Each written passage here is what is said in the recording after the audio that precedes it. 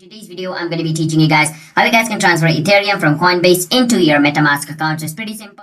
So the first step is you want to go to Coinbase.com, which is the official website of Coinbase. Once you go to Coinbase.com and log in into your account, what you want to do is you want to go on where it says send and receive. Once you go on send and receive, you want to go on the send section over here. Now once you're in the send section, you want to go on where it says pay with and you want to click on it and you want to choose Ethereum from over here. So I'm going to search for Ethereum. So it's going to be ETH.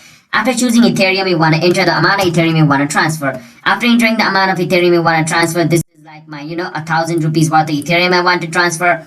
Now what I want to do is I want to go on my MetaMask over here. After I go on my MetaMask, I want to go on where it says Ethereum or in another word ETH. Now once I'm over here, I want to click on receive. Once I go on receive, I want to copy this wallet address over here real quick. After I copy the wallet address, basically what I want to do is I want to go over here and paste the wallet address. After I paste the wallet address, I want to click and continue. But since I do not have enough Ethereum over here, I'm not able to, transfer it. But if I had enough Ethereum on my Coinbase account, once I click and continue, it's going to be transferred into this wallet address. And this wallet address is of my MetaMask account for my Ethereum. So it's going to be transferred to this. Now remember, even if a single digit or a number of this is misplaced or is deleted, then basically from your wallet address in another word, it's going to be sent to the wrong wallet address, which means your Ethereum is lost. So just keep that in mind when you're copying this wallet address. You want to copy the correct one over here.